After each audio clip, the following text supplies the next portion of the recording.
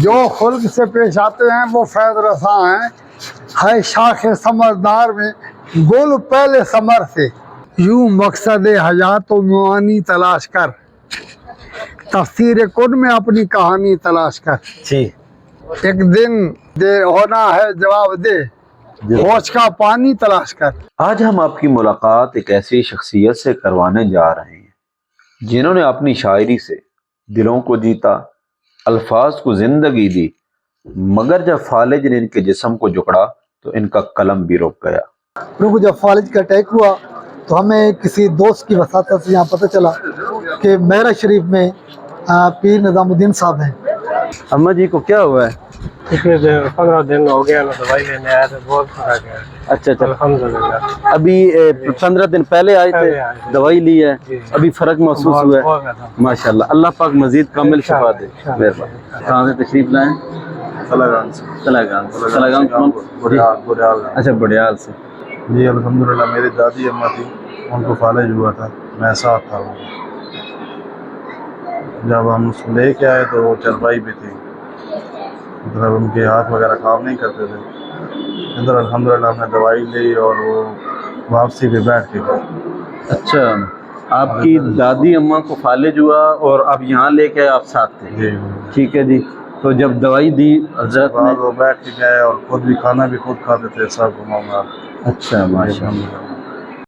یہ میرے محترم بھائی کوہاٹ سے آئے ہیں، ان کی والدہ محترمہ بیمار ہیں، ان کو اردو بھی نہیں آتی، لیکن یہ تھوڑا تھوڑا بول کے مجھ سے پوچھتے ہیں ہم بڑی دور سے آئے ہیں، کیا ادھر ہماری والدہ محترمہ کو فالج ہوا جیسی چرپائی پہ نظر آ رہی ہیں؟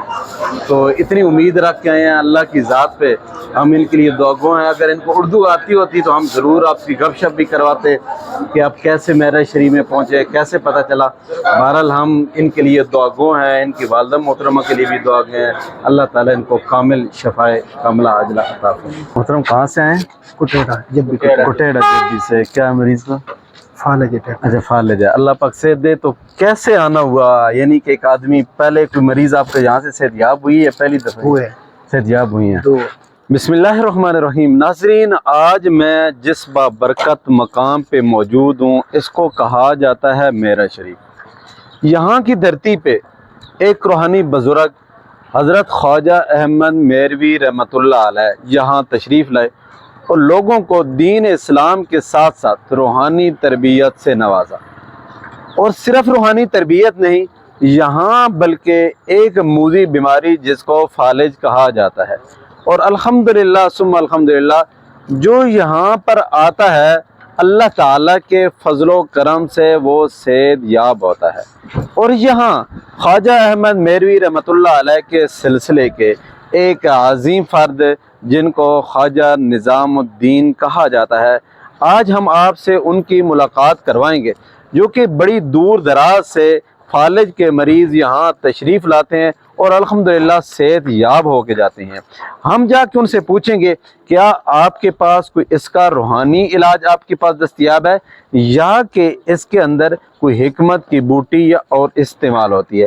آئیے ناظرین، بڑے دلچسپ سوالات ہوں گے اور جن کو لوگوں کو انتظار تھا ہم آپ سنیں گے، اس کے بعد ہم آپ کو اس حقائق کے بارے میں آگاہ کریں گے اور آپ کو بتائیں گے کہ آپ کس طریقہ سے اس لوکیشن پر پہنچ سکتے ہیں اور اس لوکیشن پر آپ آ کے یہاں پہ علاج کروا سکتے ہیں۔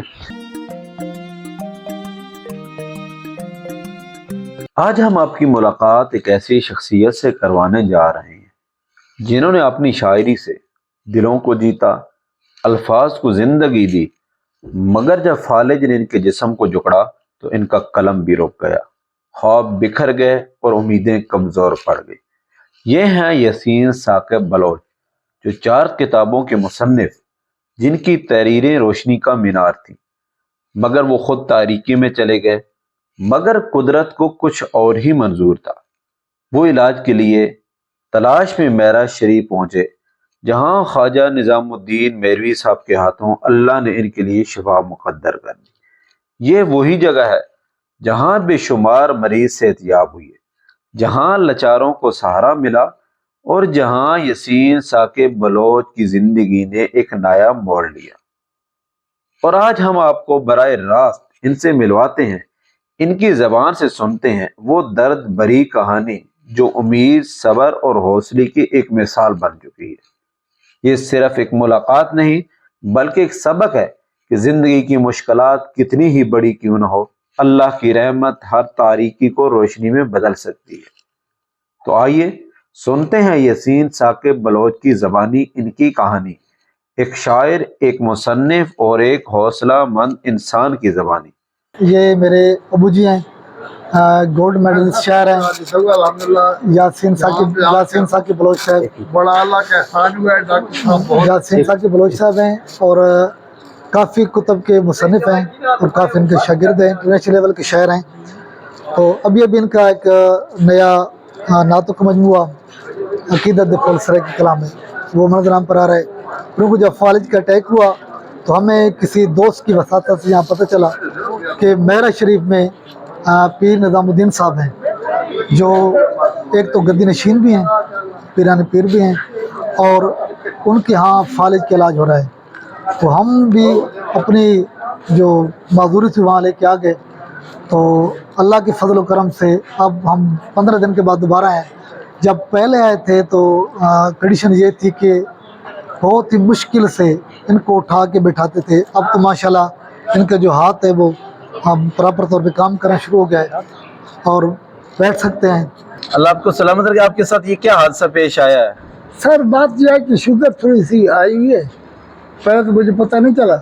اصل میں بات یہ ہے کہ میری کتاب آ رہی ہے عقیدت فل سرے کی نعتوں کی، تو اس میں جو حوالہ جات تھے نا قرآن پاک کے، احادیث کے، تو وہ تقریباً 15 دن لگا رہا انہیں، رات دن۔ تو اس وجہ سے پھر ذہنی طور پہ شاید کچھ وہ شوگر بڑھ گئی، تو الحمدللہ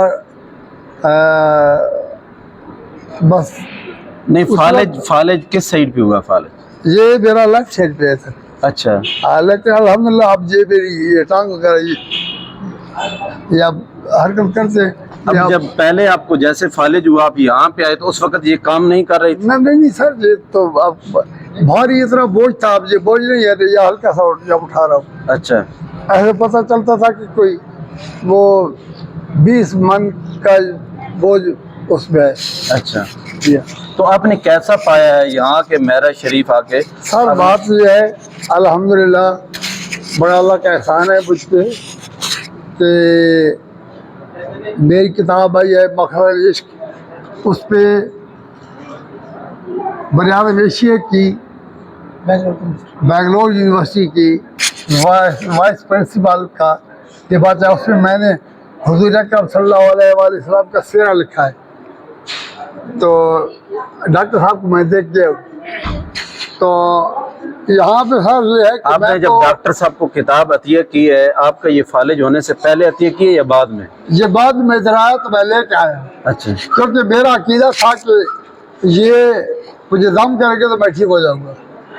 بس خیر دم تو جو ہوتا ہے وہ یہ وسیلہ ایک ہوتا ہے اللہ کی ذات، ٹھیک ہے نا۔ اچھا، آپ نے خواجہ صاحب کو کیسے پایا جب آپ آئے؟ اتنے مریض ہوتے ہیں۔ سر بات یہ ہے کہ یہاں پہ سب سے بہتر جو میں نے پایا ہے وہ اخلاقیات ہیں اور ایک انسانیت کا جو ہے نا، یہاں پہ میں نے اتنا وہ جیسے کہ حسن سلوک ہے نا، سیرت نبوی ہے، اسی طرح دیکھا۔ کسی عورت کو یہ نہیں کہا، کسی چاہے بچہ بھی کھڑا ہے تو اس کو یہ نہیں کہا کہ ادھر کیوں کھڑے ہو۔ ماشاءاللہ، بالکل صحیح ہے۔ یعنی یہاں پہ سنت نبوی کا واقعی جیسے گدی ہے اسی طرح یہ اور ہونا چاہیے۔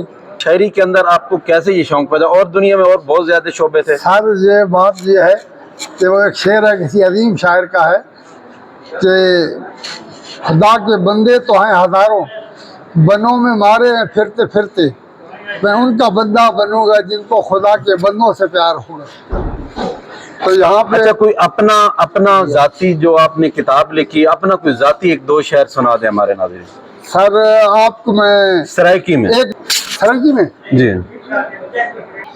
لفظیں دی خیرات خدایا دے میں کو، آخر کا ایک نعت خدایا دے میں کو، نعت سناما ون کے روزہ ایک دستے، ایسے بھی تیرا ऐसे कुछ दिन रात खुदाया दे, ऐसे कुछ लम्हात खुदाया दे मेरे को। वाह वाह वाह। हद में हर एक चीज का, साकिब मजा कुछ और है। बेबरा होती है हर से, हद से बढ़ जाने के बाद।